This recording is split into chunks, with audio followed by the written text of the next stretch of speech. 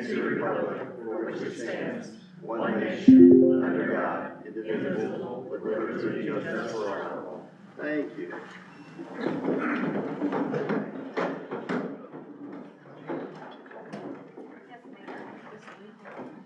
Mayor Smith. Present. Alderman Miller. Present. Alderman Hill. Present. Alderman King. Present. Alderman Lancaster. Present. Alderman Swatash. And Alderman Wilson. Mayor, we have a quorum. All right. Item number 2, are there any alterations to the agenda or anything, Wes? We kept it pretty light for tonight. All right, what do we like? All right, item number 3, the consent agenda. Everybody's had a chance to look at that and review it? If you have, if there are no questions, I'd look for a motion. Make a motion to approve the consent agenda as written. A second. Okay, we have a first and a second. Alderman Villier. Yes. Alderman Hill. Yes. Alderman King. Yes. And Alderman Lancaster. Yes. Thank you. All right, item number 4, current outstanding invoices, drafts, and checks paid invoices for August and September of 2024. There was one we put in here for the pool. Previously, we talked about getting Safe Slides to come in and take care of the slides over there. So they needed 50% up front and 50% on completion. And the first 50% was due by October the 6th, which would be before the next meeting. So we slipped that one in on this one. Okay.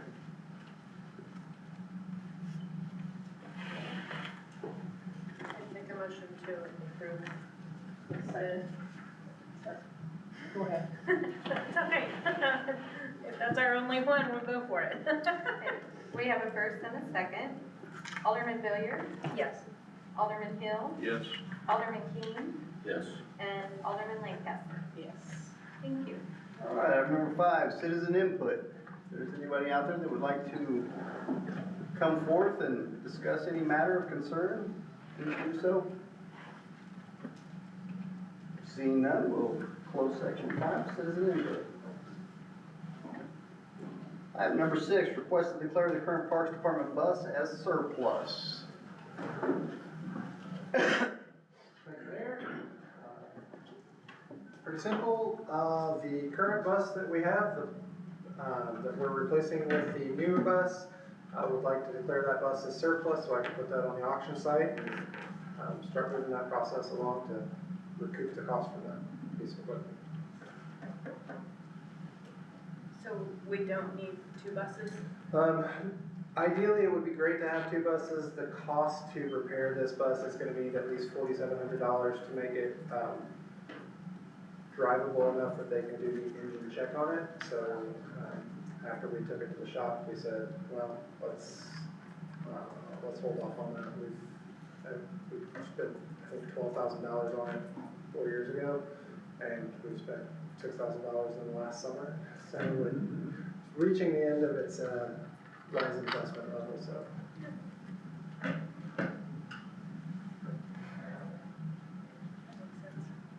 make a motion that we declare the current parks bus surplus. Okay, we have a first and a second. Alderman Villier. Yes. Alderman Hill. Yes. Alderman King. Yes. And Alderman Lancaster. Yes. Thank you. Thank you, Jason. All right, item number 7, a presentation and explanation by Carl Brown from GettingGreatRates.com of the cost increase analysis of the water and sewer rates for the city of Willard, Missouri. Yes, sir.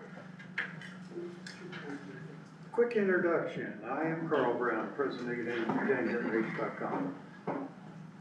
My firm, which is basically me, does utility rate analysis, mostly water and sewer, but some stormwater, the occasional electric, landfill, trash collection.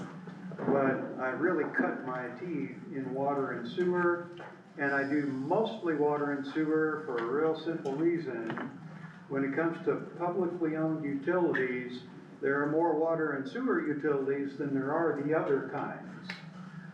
So that's where the clients are. I have been doing this kind of work since 1993, initially for the Missouri Department of Natural Resources. I, for a long time, was in their water pollution control program and then technical assistance program. In water pollution control, I was an SRF loan coordinator and a grants coordinator. Wastewater grants, and then also stormwater, and for a little while we had flood grants.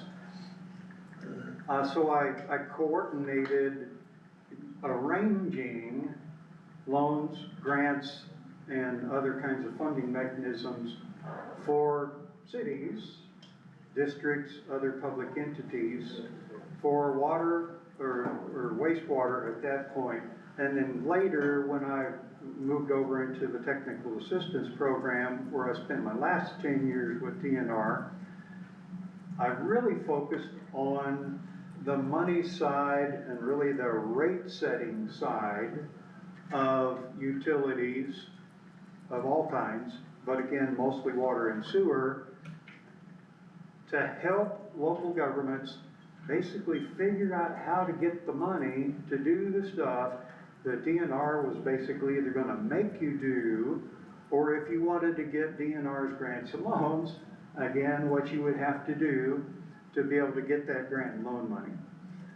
So I figured out real early on in my tenure with DNR that local governments just want to do the right thing. They just got to have enough money to be able to do the right thing.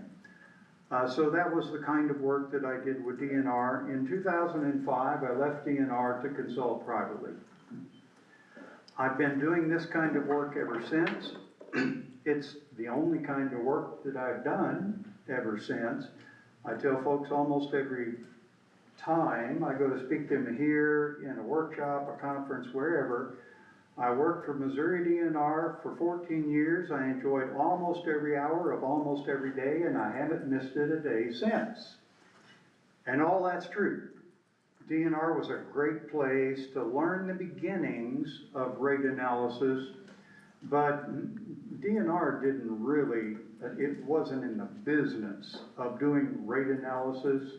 It basically was only in the business of assuring that grant recipients, loan recipients were going to have enough money to pay the debt service or to reflect well on the agency if they were a grant recipient, because we helped them bootstrap themselves out of a problem because of the grants. Rate analysis is that stuff, and then a whole bunch more, as if you've been looking at the report very much, you've seen there's a lot of stuff to rate analysis.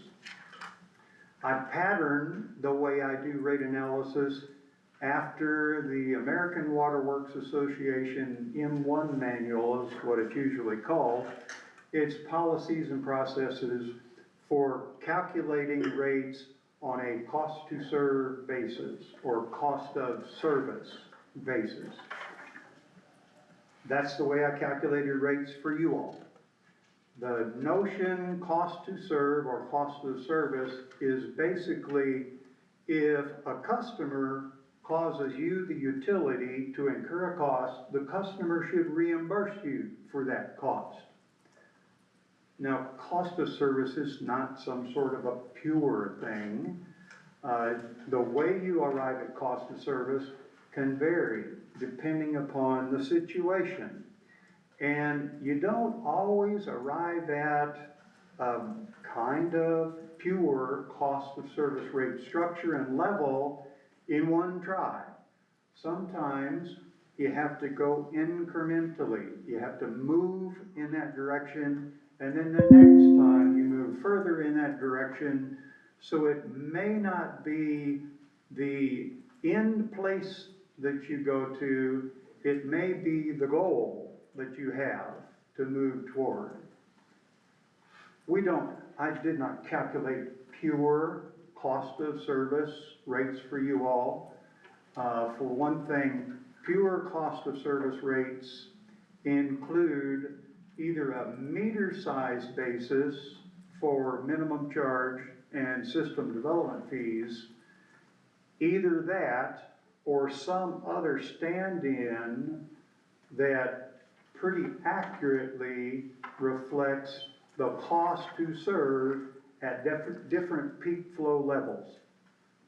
Easy example, a 3/4 inch or a 5/8 inch meter, which is mostly used in residential or very small business applications.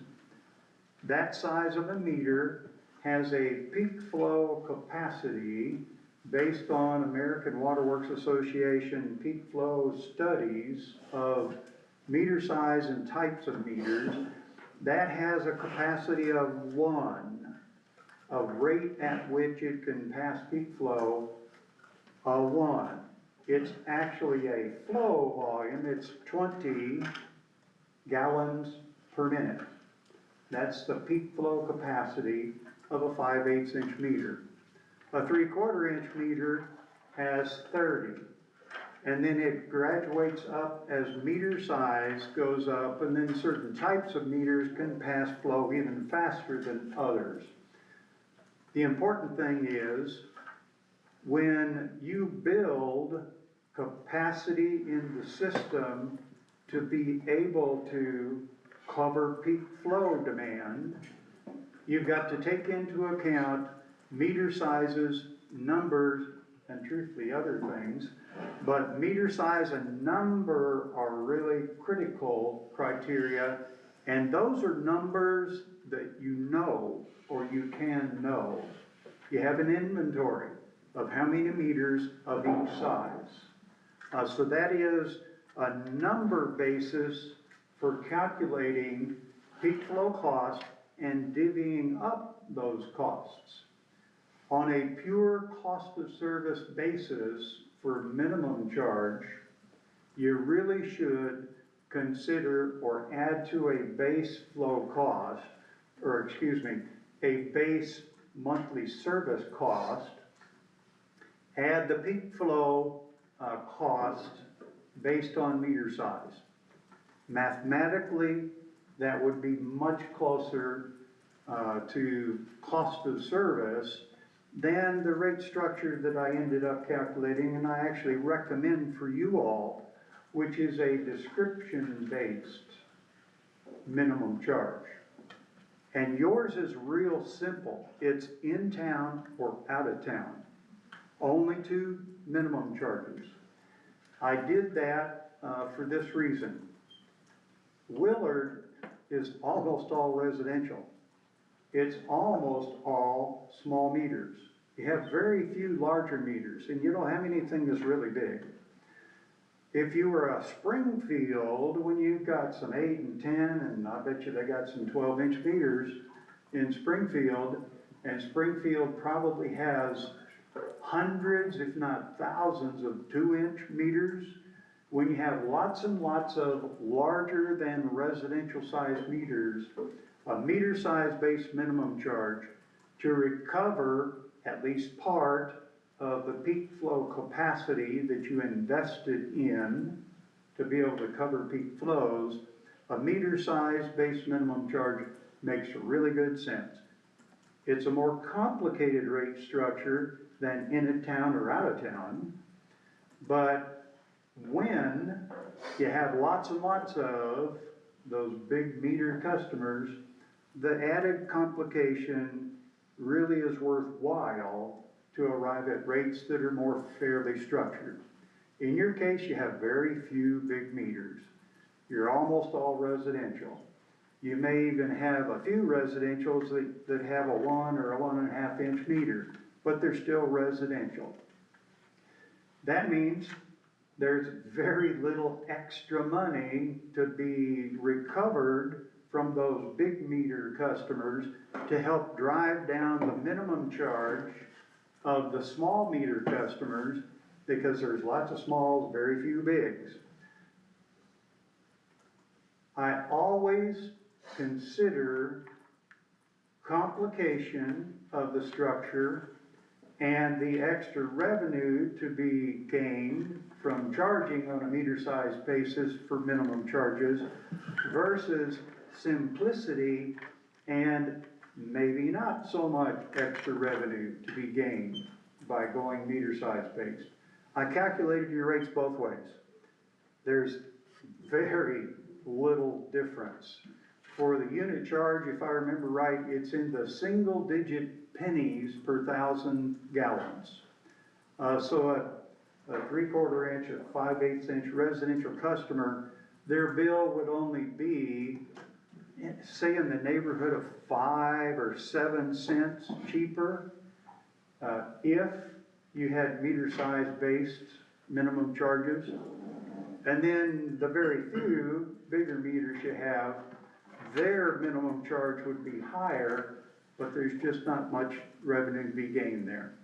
So I recommend that you all go in the direction of keeping it simple. And keep it simple for as long as you can, until you start to pick up quite a few pretty good size meter customers, 2, 3, 4.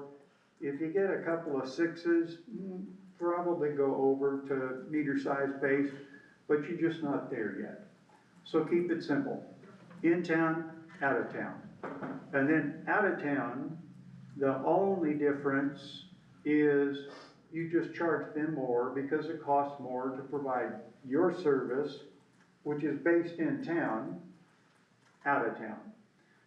And it wouldn't hurt to try to encourage some folks to go ahead and annex into town, rather than sit out there on the border and enjoy cheap water and sewer rates.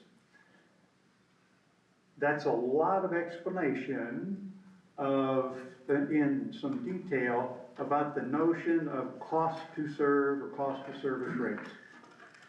I calculated first, based on meter size, wasn't a lot of money, not a lot of difference in the minimums to be gained there.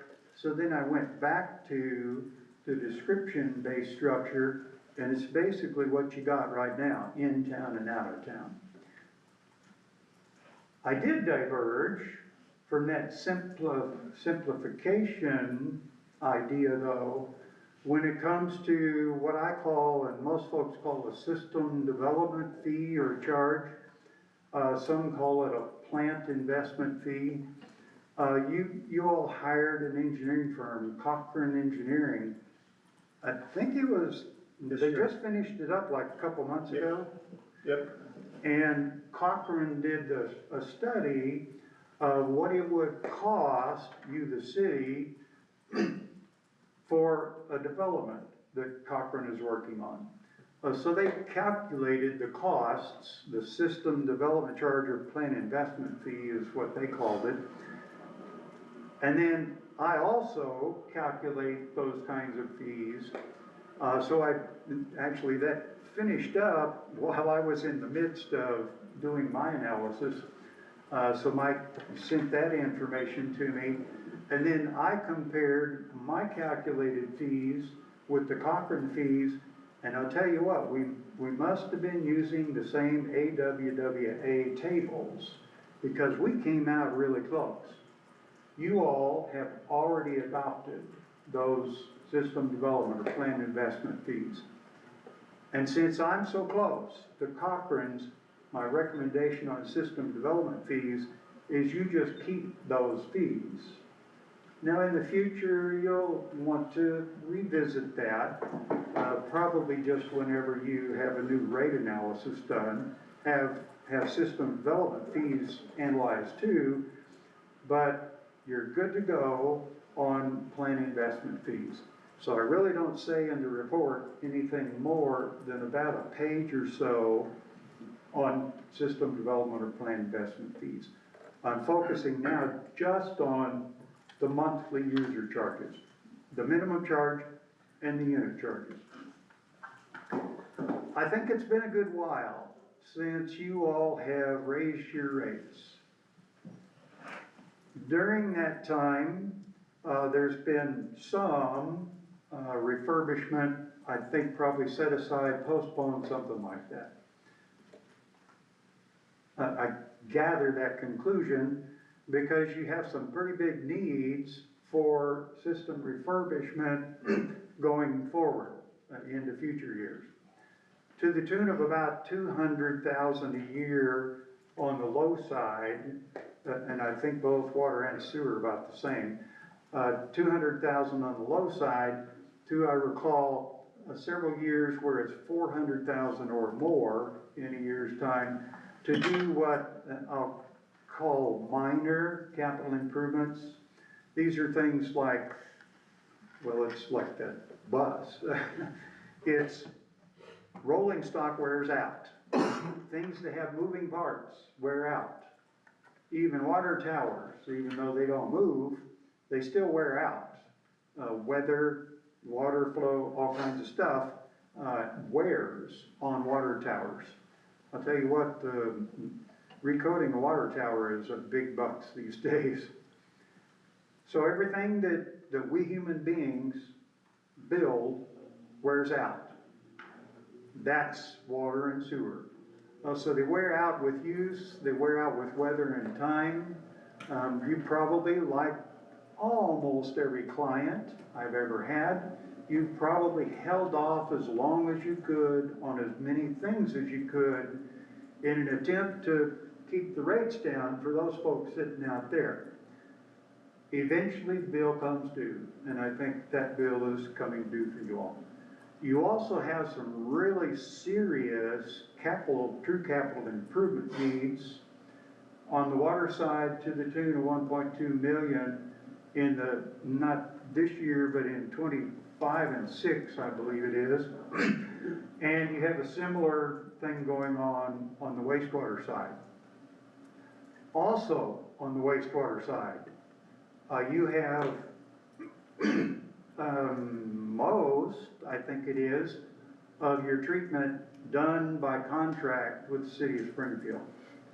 The city of Springfield's expenses for treatment are going up a lot. I got a copy of a letter about fees that Springfield believes it will need to charge.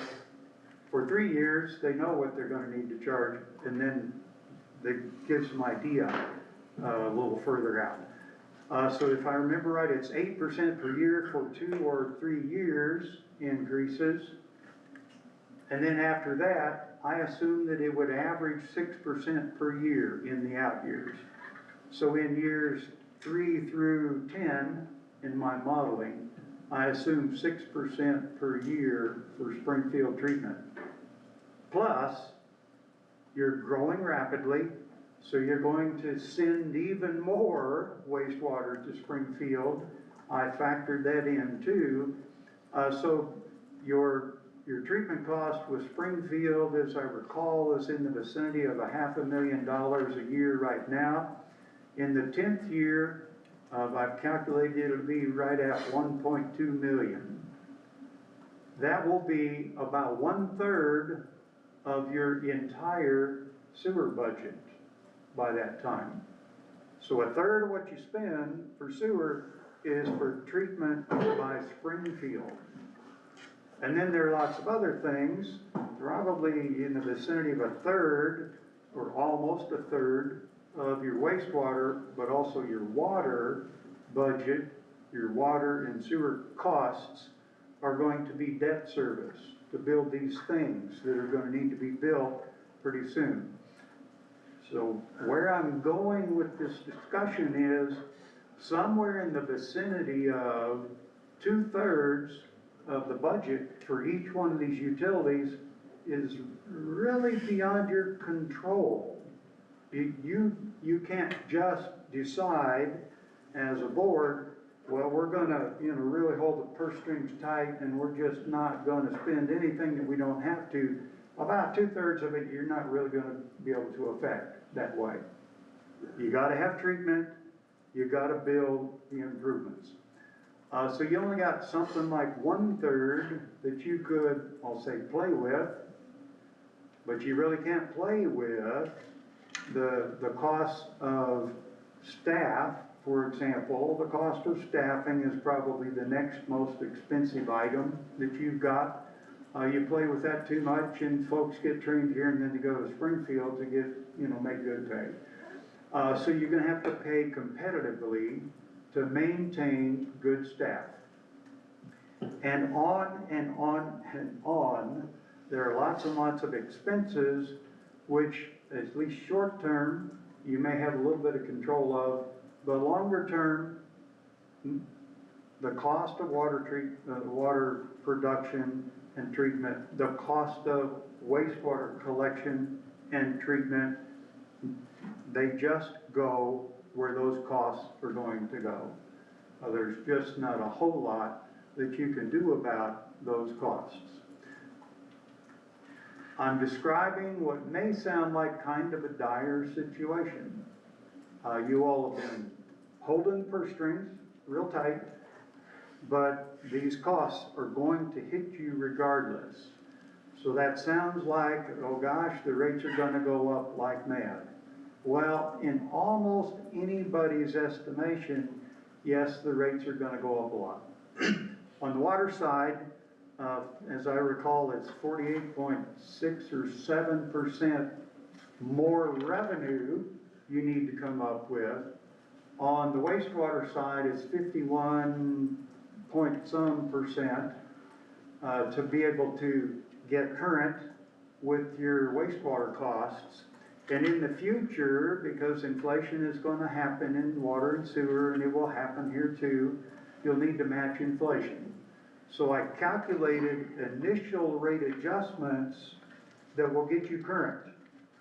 And then in the future, you need to make sure you keep up with inflation.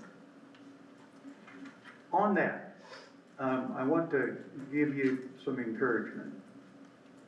Most of my clients find that to keep up with inflation, 3%, 4%, somewhere in that vicinity for water or for sewer, for a residential customer means their bill needs to go up in the vicinity of 75 cents per month.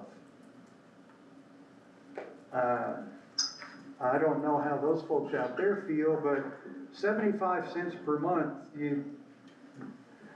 I don't know if you would be here at this meeting if we were talking about 75 cents. I find that almost nobody is willing to turn out to a meeting and spend a couple hours to listen to a rate analyst talk about stuff when it only boils down to 75 cents per month. So if you will get your rates set where they need to be on a current cost basis, and then just keep up with inflation, and those are easy, just across the board, minimum and unit charges, raised to match inflation in the water or the sewer utility, 75 cents or so per month for each one of those. Now we're talking $1.50 per month. I don't know, maybe some of you turn out to talk about $1.50 a month.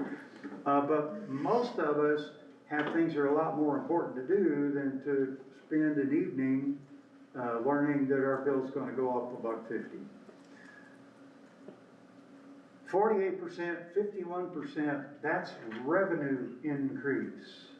Now, actually, the increase for most residential customers is going to be less than both of those, because mostly your unit charge needs to go up, not so much on the minimum charge.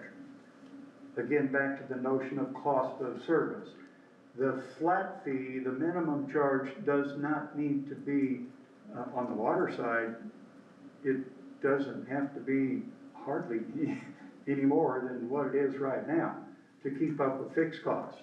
It's the variable costs. It's producing water, treating it, all that sort of thing.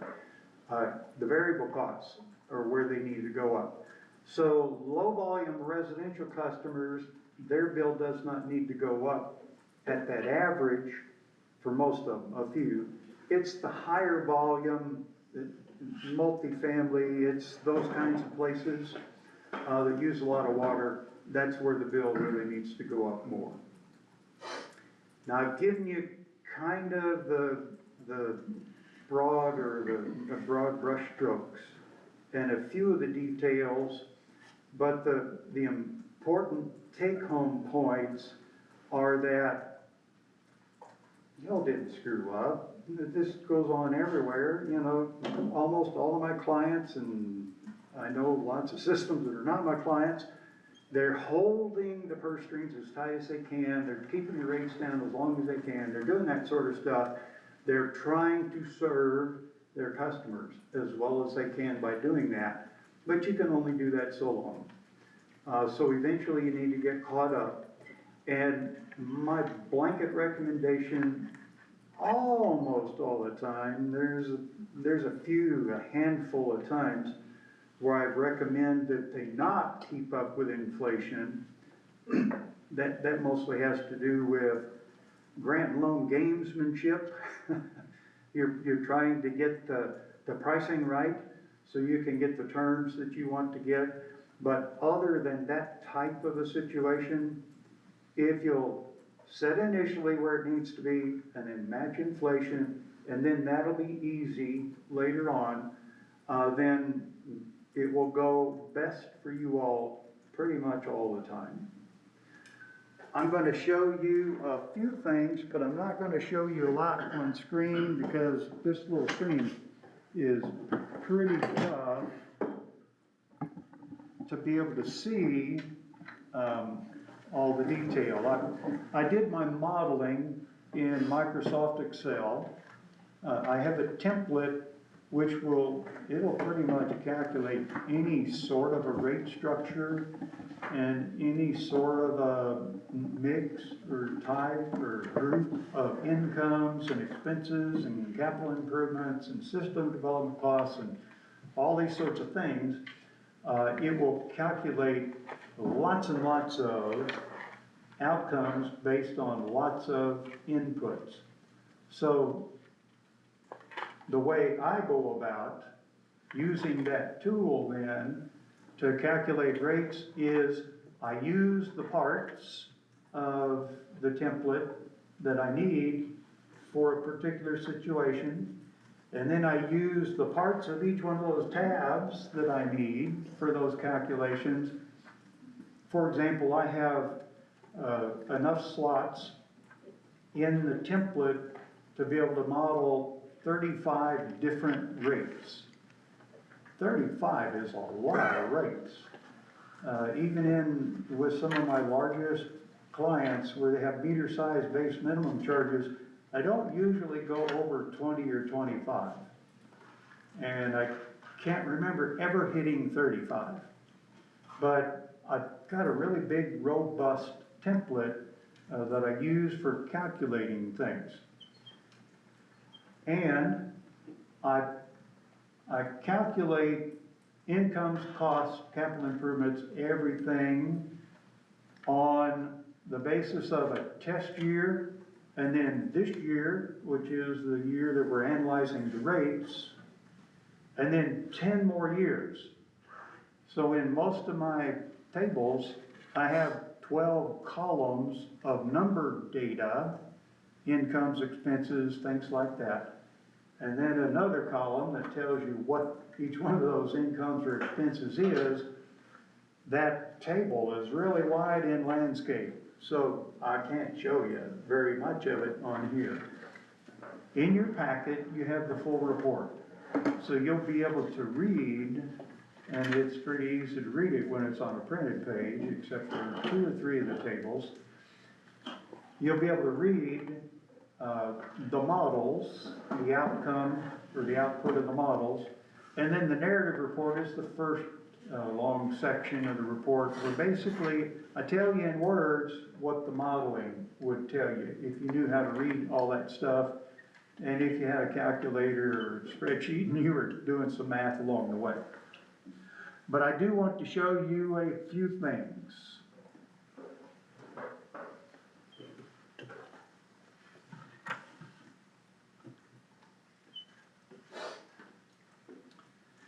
There are 2 lettered tables in the narrative report, Table A, Table B. Table A is the recommended water rates. Table A is on page, really zoomed up. Table A is on page 15.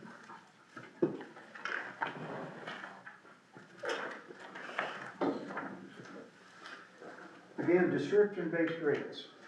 So, in city and out of city. In city, the minimum monthly charge needs to be $12.57.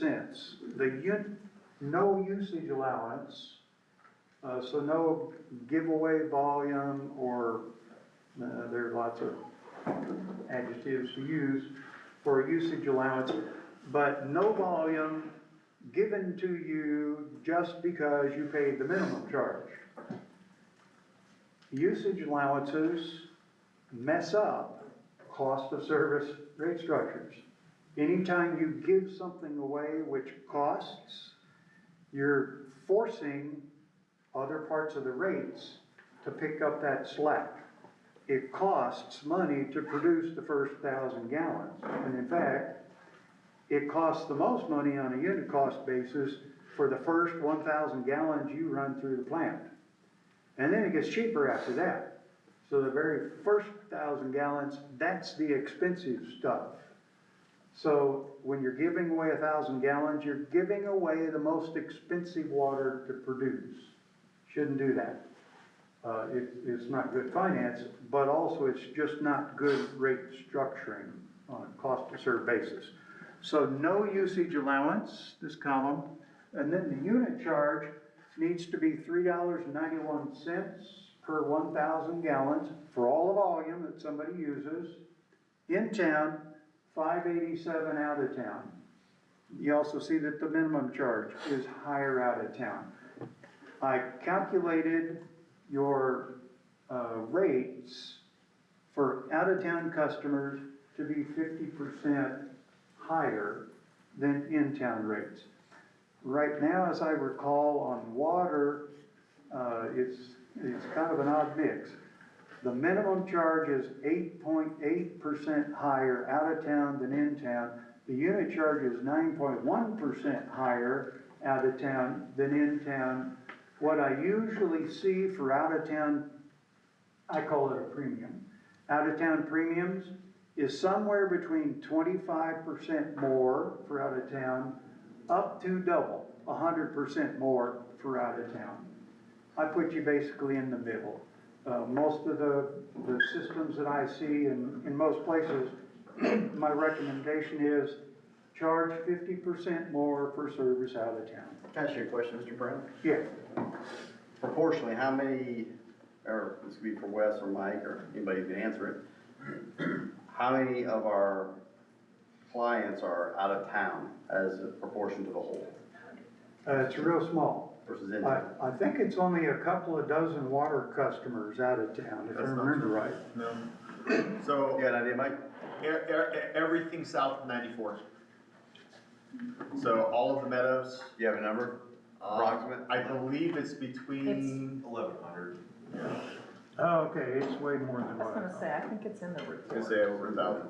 Well, we'll find that here. That's real okay. quick. About 1,100, Trevor said back there. He's That's why you used to be on Cart Road. I'm sitting back here. Hold your chair, Trevor. It was either in the original report or, I remember reading it somewhere. Okay.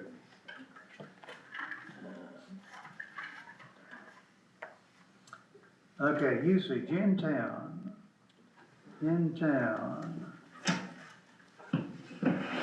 rural, which is out of town, you call them rural. There are, 1,171 customers, out of a total of 3,719. Now, those numbers may not exactly match what you have as an inventory of meter sizes, numbers of meters in town and all that. Those numbers are the customer equivalent numbers based on the bills that came to us in your usage data. That's actually going to be a more accurate tally of numbers of customers of different types, different rate classes.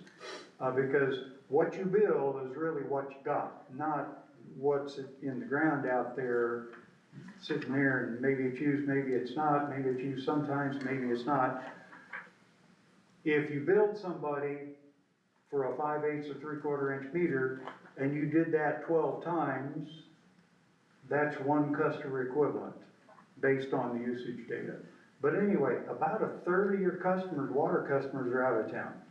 And then on the wastewater side, I think you only have like a couple of dozen or so. We could look at it here in a little bit, but there are very few sewer customers outside of town.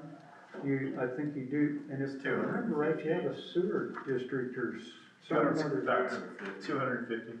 250? Okay, well, still a lot less. Quarter as many as what you got on water. So that's not as important a customer base for you as sewer outside of town. I don't like seeing water served out of town.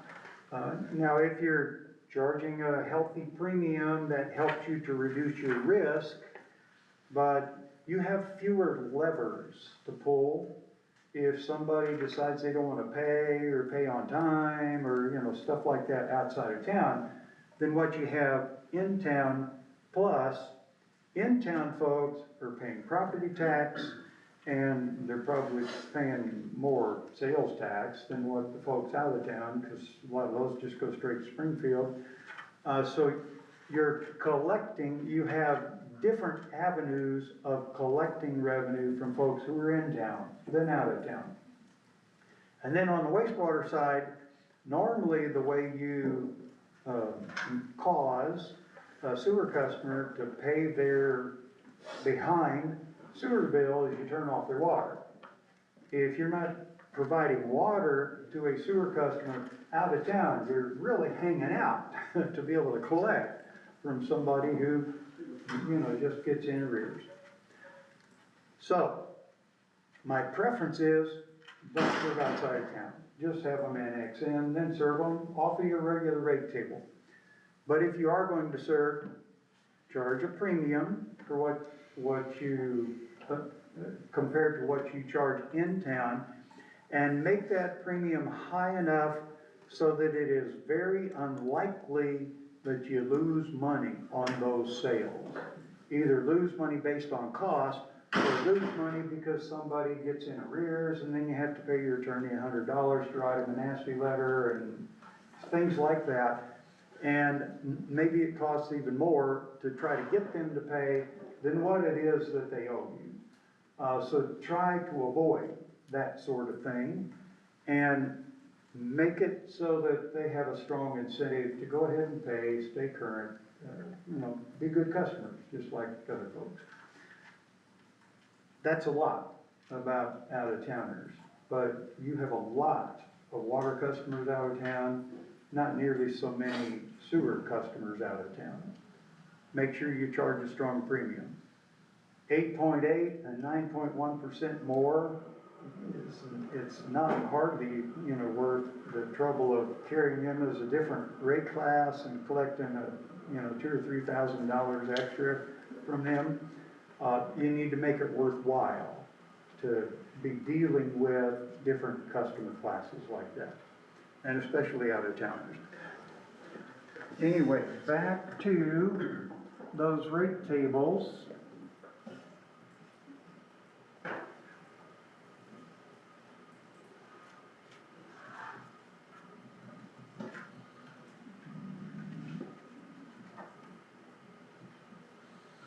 So that table is water, and you might want to put in your mind this in-town minimum charge, call it $12.50, and unit charge, call it $4.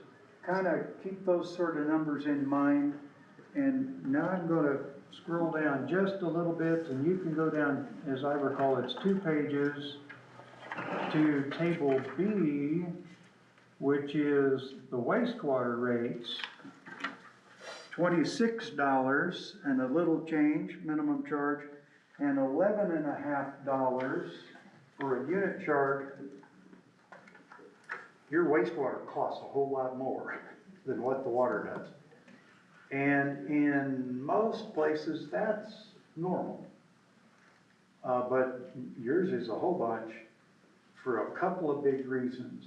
One is the Springfield treatment cost, about a third of your cost. Another is you got to build some big, expensive improvements and they're coming really soon. If they were coming in year 8, 9, 10, you got some time to ramp up to get there. So that would not have near so much effect on the rates.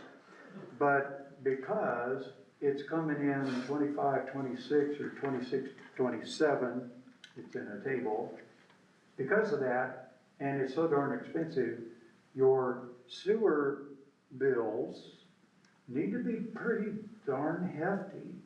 That's a little on the high side for sewer bills that I usually see.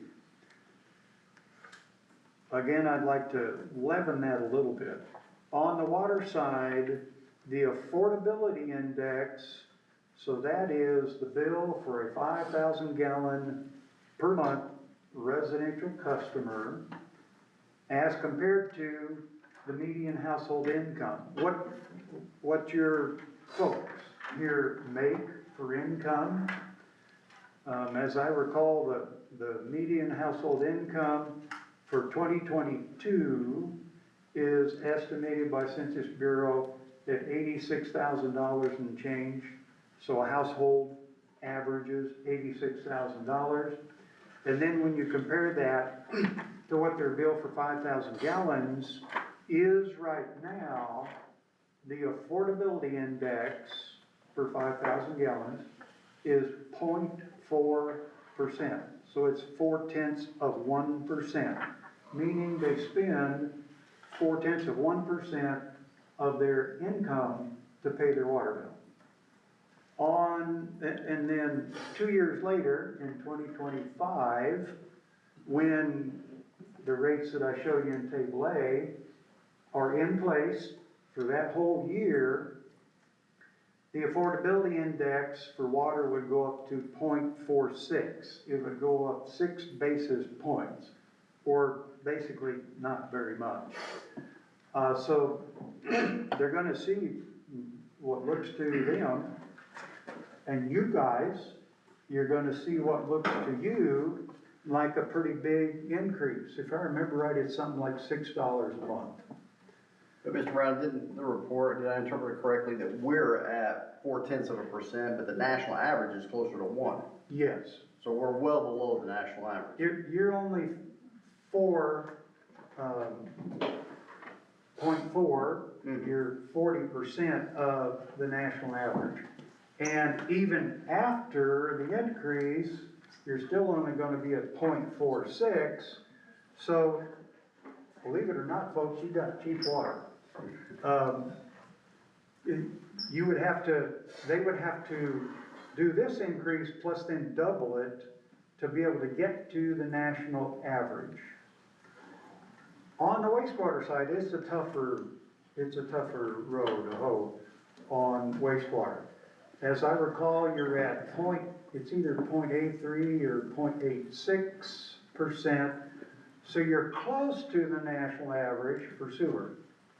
And then in 2025, after these new rates would be in place, then that would go up to 1.22%. So you'd be 0.22 percentage points higher than the national average.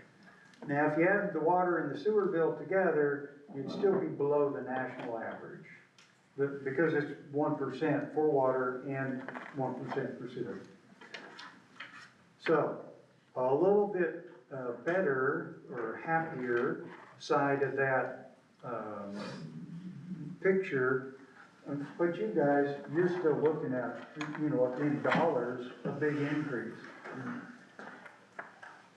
What I have to tell folks, every time, and it doesn't matter whether it's a 50 cent per month bill increase, or it's a $10 or a $30 per month bill increase, whenever you are starting with a small number and you increase that small number by another small number, the percentage increase is big. Until you have just in math, a denominator that's a big number, until you have something like that, You cannot add anything except for a really, really tiny number to it and have the percentage increase come out tiny. So, yes, your bills need to go up a lot on a dollar basis. On an affordability basis, the bills are still, water and sewer together, are not gonna make it up to the national average. So you're in good shape that way, but it's a little jarring for you all to have to look at a sudden increase. You might be able to trim a corner or two, you might be able to postpone something a little while, you might be able to do some things like that.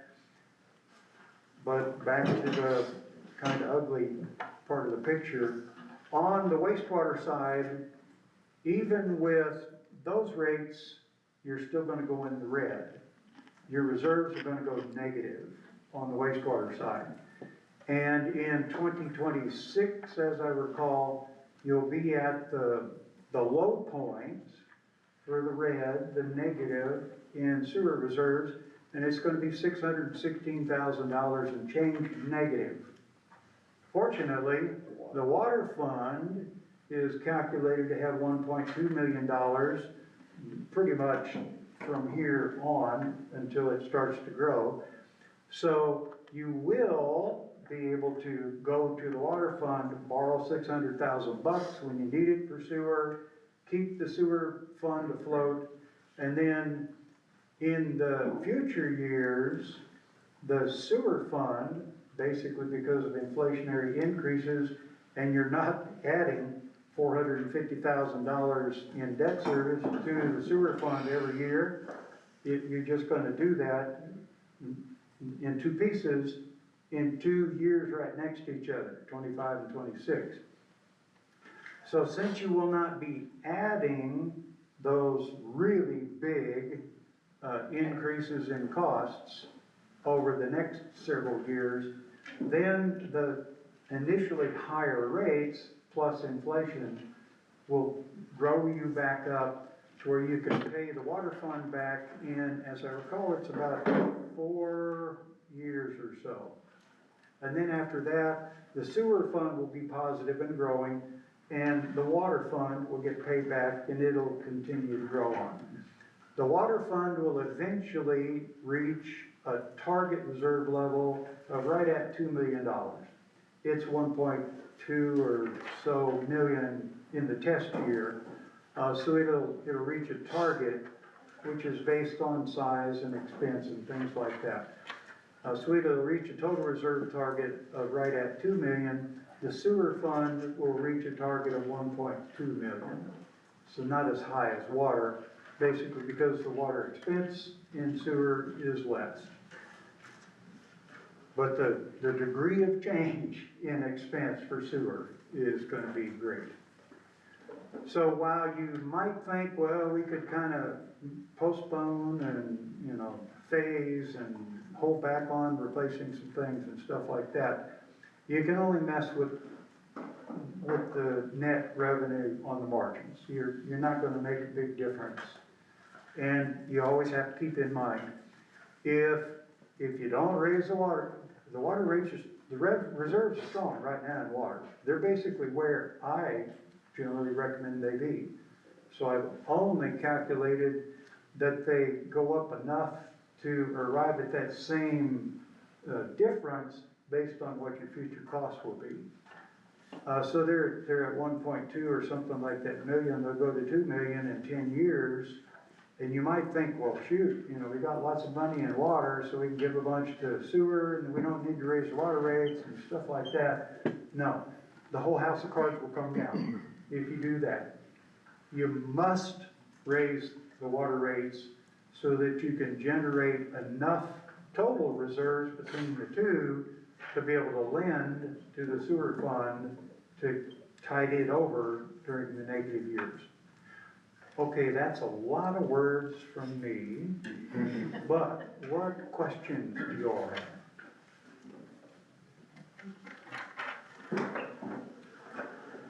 I think you already hit regarding the inflation. I believe the report said you an assumptive rate of 4%.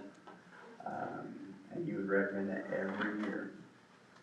Well, not necessarily 4%, just whatever the budget needs to go up each year, raise it that percentage.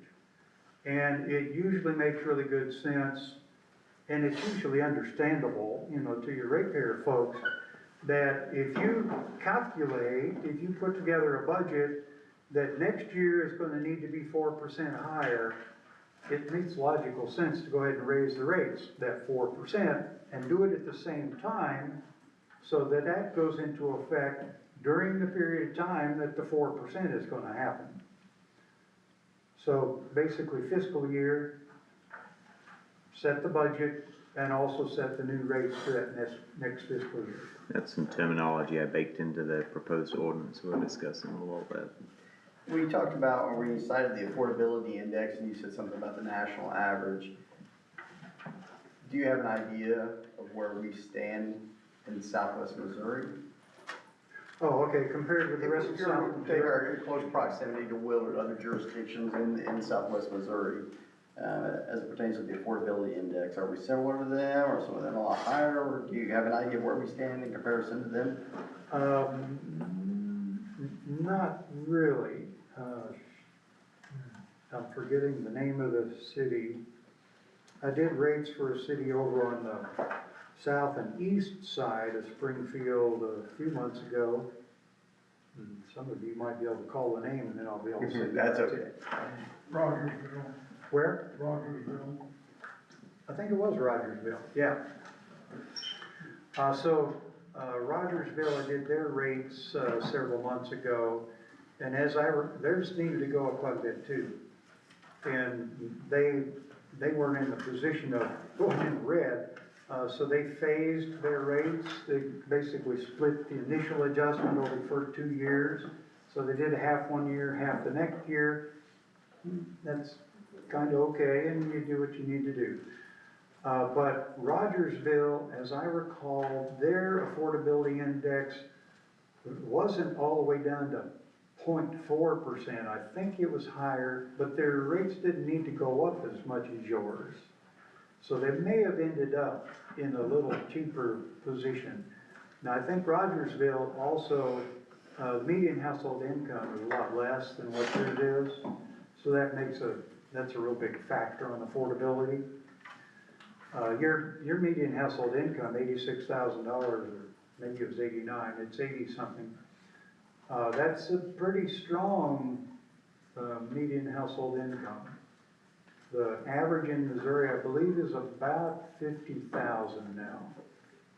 And that includes the big metros where, you know, they make some pretty serious money. But back to your question about how you may compare, I really couldn't tell you. One thing that I recommend is on system development fees, plant investment fees. You should try to be at least kind of competitive with neighboring cities and a district or two if you have those. Try to be kind of competitive for system development fees, because developers pay the system development fee. Developers, when they're deciding where they build a house, they build a business or something, partly it's wherever they requested, but if they're out there speculating, then they're going to build where they think they can maximize their profit. If the system development fee in Willard costs them $1,000, or let's make it easy, $10,000, and the system development fee in a nearby town, same commuter, you know, kind of a location to get into Springfield, same desire, they're a lot like Willard, but their fee is only $1,000. That's $9,000 they can add to their net revenue out of building the same sort of house there rather than here. Most towns want to encourage people to locate there, build a home, do business there, all that sort of stuff. They want them to come here rather than go over there. And on the basis of utility management, the utility, even if it collects the full peak flow capacity cost, which I've only had one client that I know of was able to do that, but even if you did that, that revenue is really, really small compared to the user charge fee revenue. So what I'm describing to you is, you wanna get them in, however you have to, and then you charge them full freight for user charge fees, and that's where the utility actually makes its money, pays its bills. So user charge fees are the important part.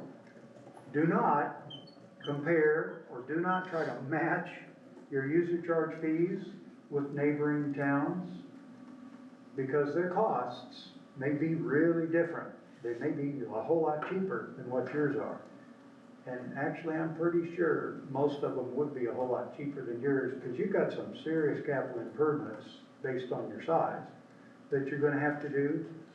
Most places are not in that situation, at least right now. Now, truthfully, most of them will get in that situation within the next 10 years. You're just ahead of them. They'll catch up to you when they get to that place. So, while it's, there's a draw to compare yourself to other towns for user charge fees, don't go there for setting them that way. It might be kind of interesting to see how you compare, but don't set your rates based on that. Set your rates based on your costs. Other questions? Go ahead, Joyce. Percolating. She's formulating. Okay. Is this the resident hard question asker? No, she's These are our numbers. the numbers expert. Oh, good. No, he is our numbers expert. I gave you lots of numbers to look at, didn't I? I did, and then he said something was updated, and I'm like, oh crud, could he have just highlighted what changed? Now I have to go back and Well, there's reread this. too many things. to Well, just while you're highlight. formulating, So- I'll add on from Carl's point as well, as far as drawing comparisons, Willard is not unique in not wanting to do too much on rates. Most communities around the country, even internationally, nobody really wants to raise rates, because it's not pleasant. In doing so, you have deferred maintenance starts to build up, cost starts to build up. It's a difficult number to quantify, but it can get into the millions fairly quickly.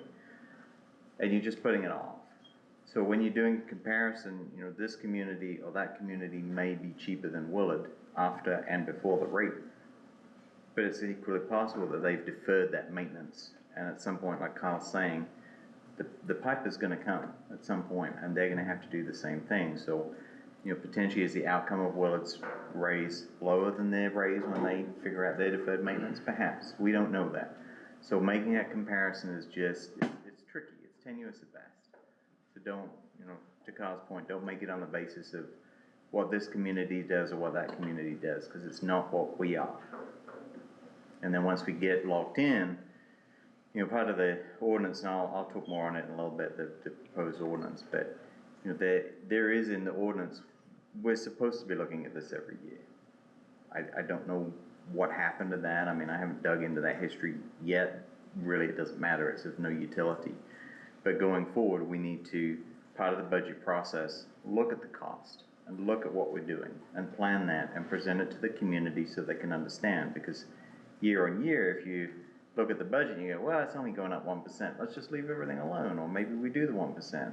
But at least you're having those conversations with the community and they become those cheaper rate increases if necessary, as opposed to what they call the stair-step model, where, you know, you have one very good year because you've raised the rates and you start getting stuff done, and then costs are doing this and your price is flat. So now you have to do another 35% jump and bite everybody in the butt. So it's a zero-sum game when you do that. So we do need to not compare as much and just focus, what do we need, what are we doing, and make sure the community understands that and can see that and isn't bitten in the butt from a stair-step model going forward. Just speaking to comparisons anyway. And I will sort of tag onto that, question for you all, the ratepayers. How many of you do not like that the federal government spends more money every year than what it brings in. Deficit spending. All right. Every one of you should have put your hand up for that. That's a really bad thing to do. On the local government side, they cannot deficit spend, at least not for very long, because they'll go out of business. Now, the federal government can print money. So the federal government has an advantage over local government. The way local government handles that situation is it postpones refurbishing, improving, replacing, stuff like that. And then it'll put off capital improvements as long as it can. Those are the ways that local government and utility service in this case try to make the budget match income and expense and try to keep the bills down for you all. But eventually the bill does come due. So eventually they do have to pay the bill. You're there now. Almost every place that I work for, that's where they're at. You know, they're way down right now. They need to jumpstart their rates so they can start to catch up with the system's needs. And they've got to do that, and it would be a dereliction of duty for them not to do that, because if they postpone the improvements, postpone refurbishment, replacement, all that kind of stuff for long enough, then the utility goes down. You do not have water, you do not have sewer service. If you stop having water and sewer service, you know what will happen to your home price, your home value. It's going to go through the floor. Your home, the investment that you made in your home, if any of you have a business that's hooked up to water and sewer, if it does not have that basis for the investment, then the value of the investment goes almost to zero. So they must ensure that you're able to maintain the value in your property, what you put into your home or your business. And in order to do that, they've got to keep the town generally up, but I'm not a whole city management guy, I'm just a utility management guy. They've got to keep the utility functioning the way it should so that you can continue to live in your home and you'll be able to sell it someday or pass it to the kids or whatever happens to it. That's a little down the road for most folks. If things go a little bad for a while, you may get to the end of that and then it's better and everything is fine. But if you happen to try to sell or pass on to heirs what you think is value during the real down period, it might not turn out real well. That's one of the things, there are a number of principles and normal things that happen or that need to be thought of that I go through when I analyze.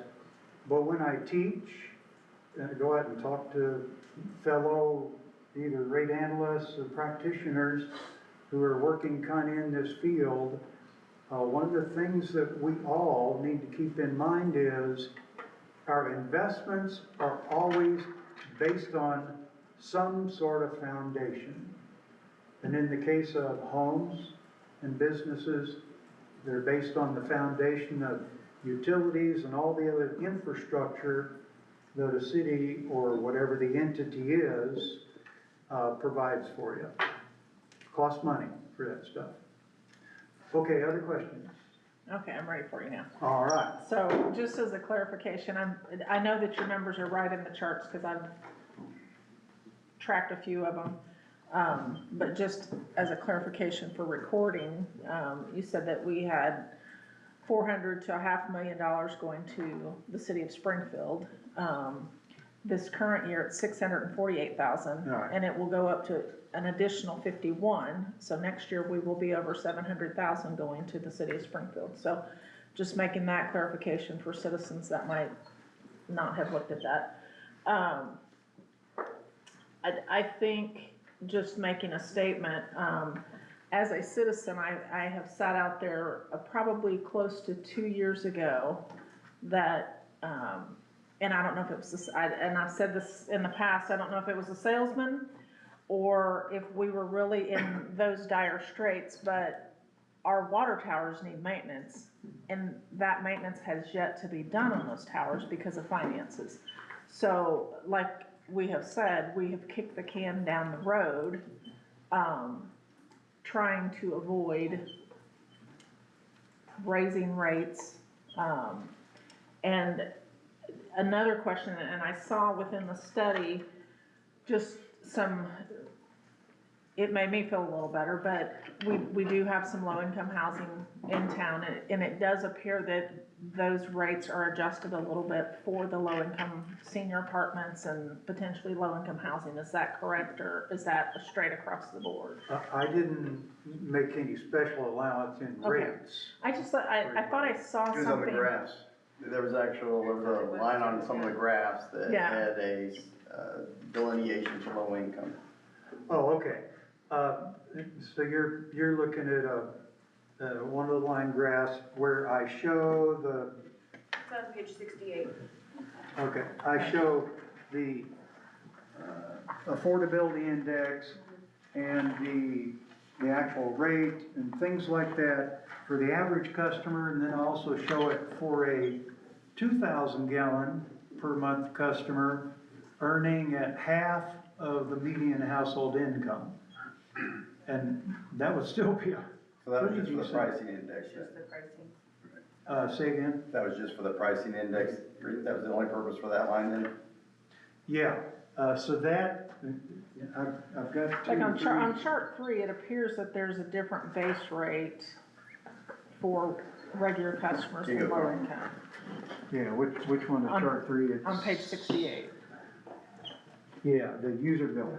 Right here. So that one shows you what a 5,000 gallon per month residential customer's bill would be, what it was, and then what it would be, that's the big jump, what it would be after the adjustment, and then what it'll be in the future when 4% kicks in. And then another line, and if I remember right, it's a green line, shows what would happen to a 2,000 gallon per month customer making half of the income of the average. So they're, on an affordability, their bill basis, their bill is lower, but on an affordability basis, their bill is higher. They're spending a higher percentage of their income to pay their water bill. So we've got two things that we're comparing in different charts. One is affordability, the other is the actual bill.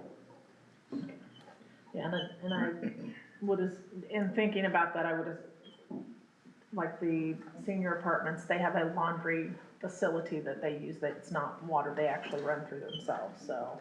Yeah. That's probably what part of that is. So. When you're talking about a group living situation, a retirement home or something like that, probably not very many of those have outside use of water. They're not out there irrigating, gardens and lawns and stuff like that lots of residentials do. If they are, they're still not paying a bill for it. It's paid by the retirement home. So they're not doing that.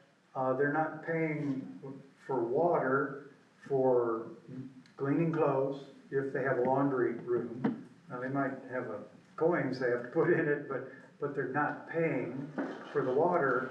They're paying for water they use in the apartment, maybe, if the retirement home charges them something for it, but they're probably not metered separately, so they're not paying for metered water.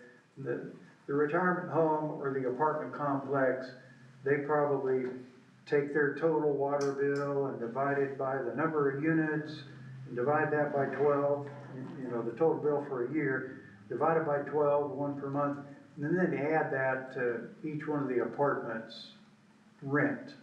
They probably do something like that. So there are some who use a lot and they're getting, you know, a nice benny. Some use very little and they're paying a little more for somebody else. But in my calculations, I did not calculate any special rates for multifamily or, you know, other types. It's just in town and out of town. If somebody is a customer, so if an apartment building with 12 apartments in it, if that's a customer, there's one meter and there's one company, whoever pays the bill, you're sending them one minimum charge. And then you're charging them the unit charge for all the volume that the whole complex uses. Now you can still have separate, you know, split out rates for multi and retirement homes and whatever. You can still have those sorts of structures if you want, but I didn't calculate it. Okay. Thank you. Okay. Other. That was a couple back to back. Are there any questions from you folks out there while we have Mr. Brown here that you would like us to ask Mr. Brown? Yeah, I've got a couple. Yes, sir. On page 52 for the water system.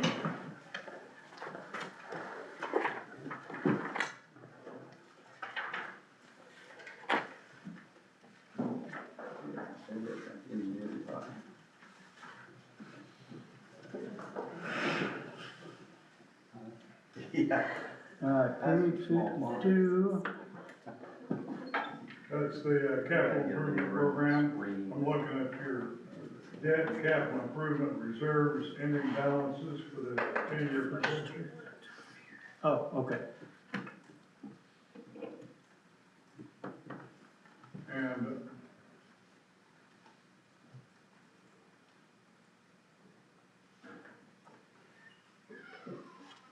on the water side, those reserve balances run from 400,000 and escalate their way up to the end of the study period to a million. Okay. Then we go to the page 78, which is the wastewater side.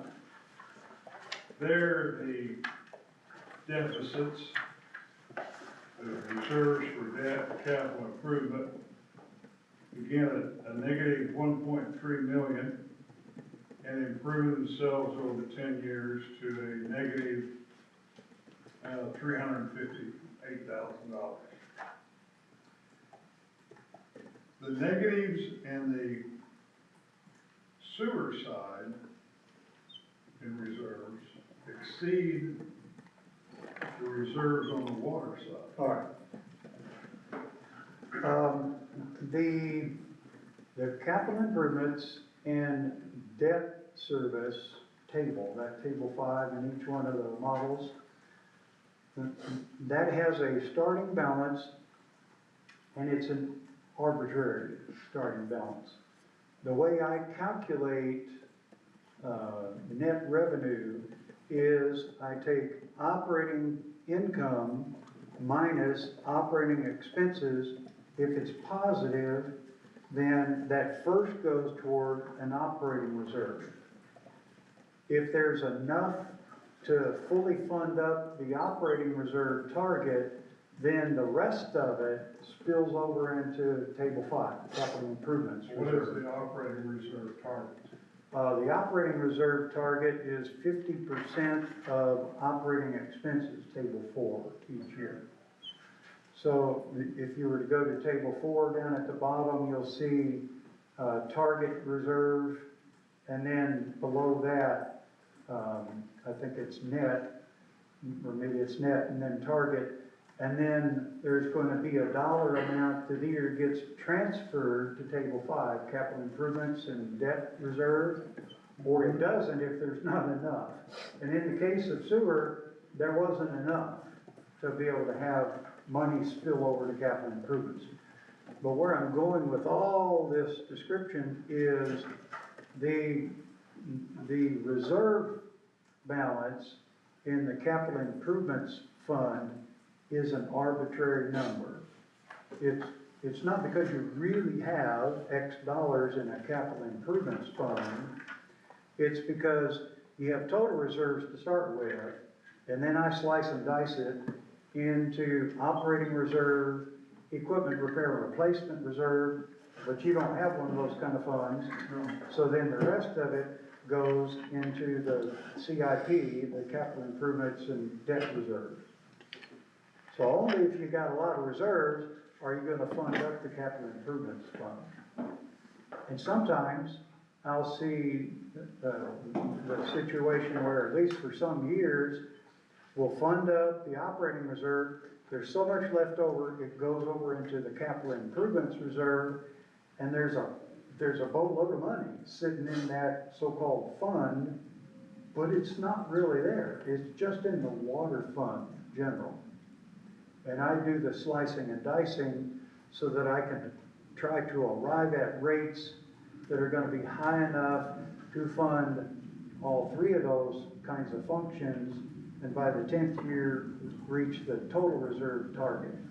But the total at the end of the 10 years, that's the important number.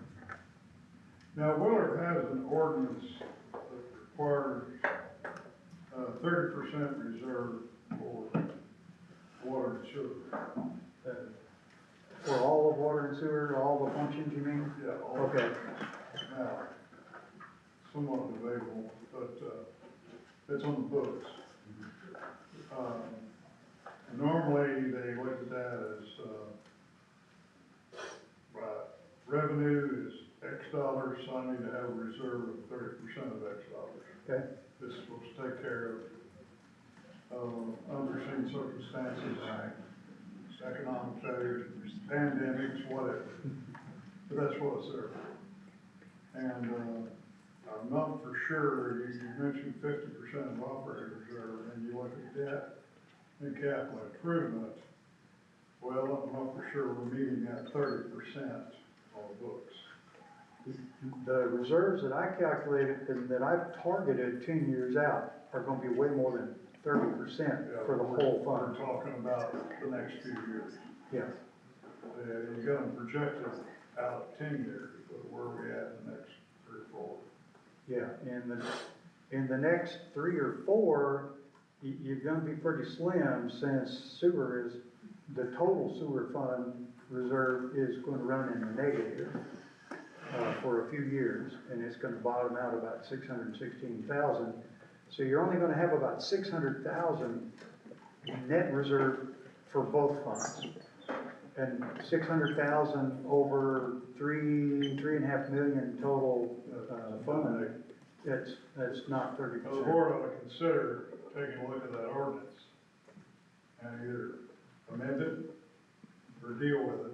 You don't wanna set something to violate your own ordinances you got on the books. Yeah, So that's a caution I throw to you guys to have your attorney take a look at that and see what kind of. and I'm glad you brought that up, because I wasn't aware of the 30% reserve target. I'm targeting, Now, Steve, was that for 30% of total operating costs or just water and sewer? Well, I'd have to look at your ordinances. I think it's in water and the utility fund, water and sewer enterprise fund, 30%, that'd be 30%, you could interpret as 30% of gross revenue.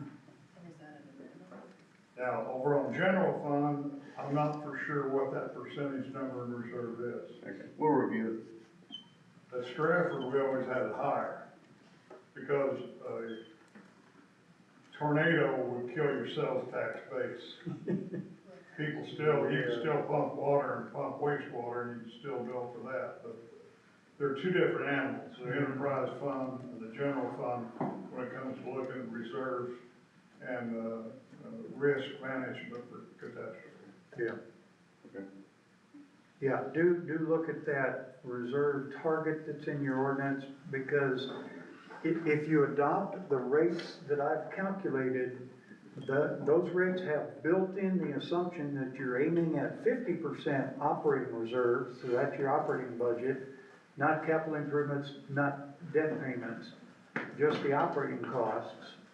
And then in capital improvements and debt, I'm targeting that your balance in the capital improvements fund be equal to the 10th year's expenses for cash paid capital improvements and debt service.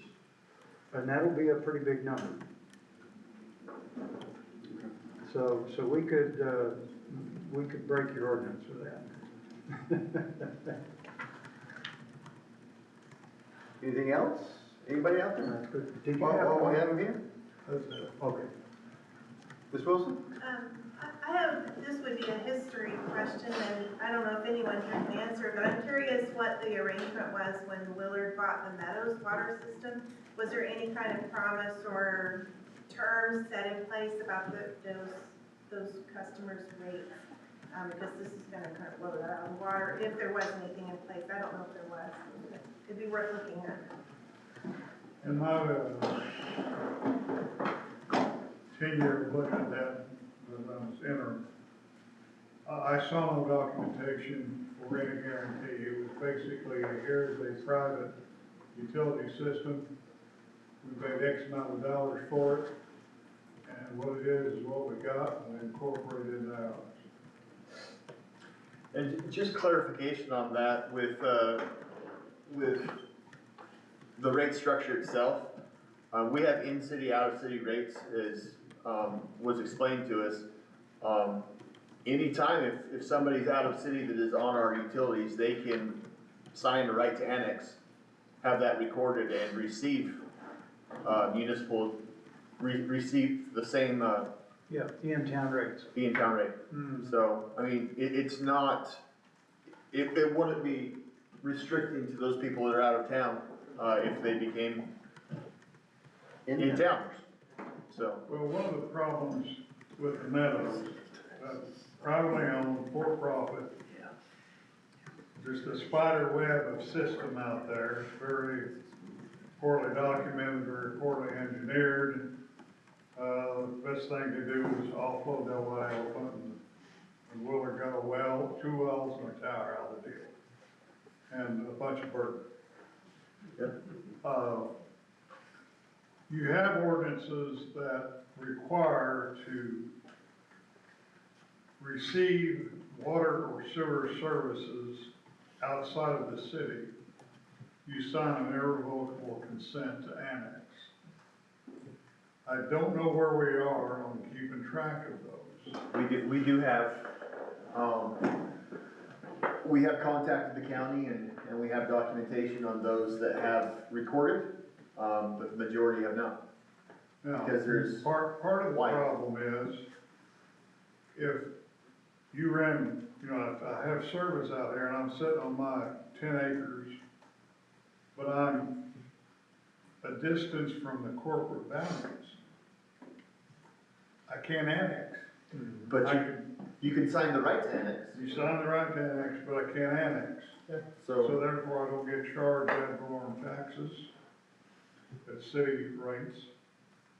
And that goes to Mr. Brown's massive difference in rate structure, because you're not paying ad valorem taxes on a $200,000 house.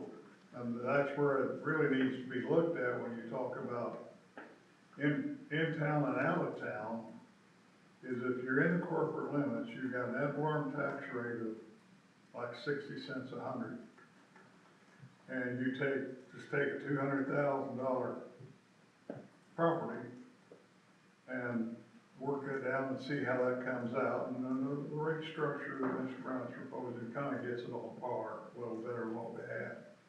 But I still can't annex in until someone does between me and corporate boundary. I have to be adjacent to. Sure. The other thing is, if those properties are already adjacent, what needs to happen is go ahead and annex it.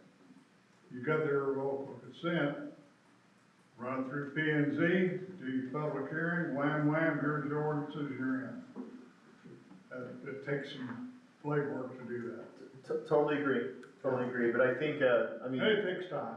The city is taking steps. I mean, we do have municipal boundaries down to AB and A, EE, double E, you know, so the city has taken steps to extend their boundary down to those customers, giving them an opportunity, you know, to receive the in-town rate. It'll just be a matter of time to see how that happens. So Mike, if somebody does an intent to annex, does that allow them in-city rates?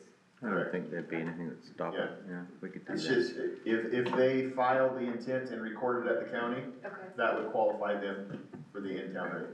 The problem is you're missing the revenue. Right. I know, I understand. Okay, is there anything pertaining, out of respect for Mr. Brown's time, is there any questions pertaining to this study? So in order to stay within our ordinance, once Wes researches that, I'm not finding it, so we'll have to do some research on that one. if our ordinance says that we have to maintain 30%,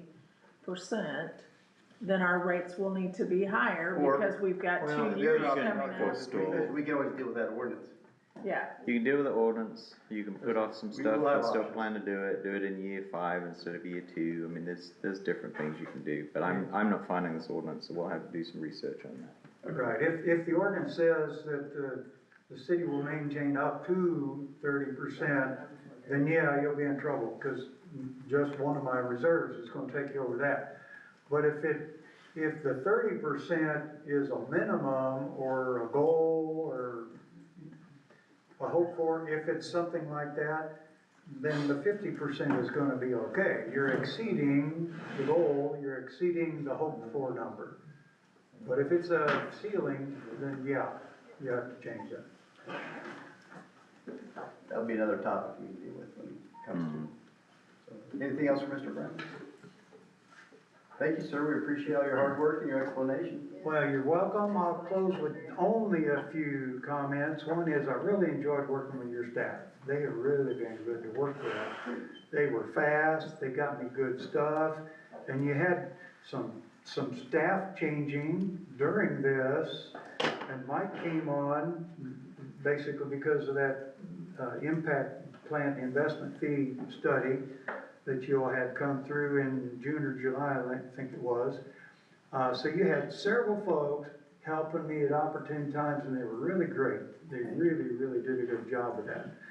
I have some that are a little tough to get what I need out of them, but they gave me really good stuff and they did it fast. Now, I think you all probably are pretty motivated because you're also looking at that negative number. So you know you gotta deal with that. And then when it comes to the analysis and where you're at and where you're going, you're at a pretty normal place. Of my clients, about a third of them have really big reserves, and they hire me to justify keeping the reserves, keeping the rates up like that. Another third are basically where you are. They're either negative or they're headed to negative real fast, and they know they need to right the ship, so they hire me to help them right the ship. And then the others in between are in between someplace. But I like helping all of them, and I especially feel that I've earned my money and helped folks in a serious way when they help you pull your bacon out of the fire. And that's kind of where you're at. So don't be too shy. Now, do explain to these folks more if they need it, why you're going to adopt whatever rate you decide to adopt, but don't be shy about jumping on it and changing rates. Do it aggressively, do it fast. It doesn't get better over time when you're headed downward. Thank you. You're welcome. And you all, good questions there. I'm glad you were also attentive and you didn't heckle me and everything while I was trying to explain why your rates need to go up a lot. We'll start over,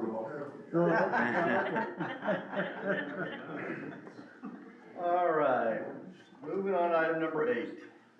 Anything on this, Wes? Well, it was just a draft there, Nate reviewed it, said it looks good as far as it goes, so it's really just more, on the front end, we were hoping it might be available for consideration, but as there were some last minute tweaks, I figured best just to give it to you guys to review, so you're familiar with the wording.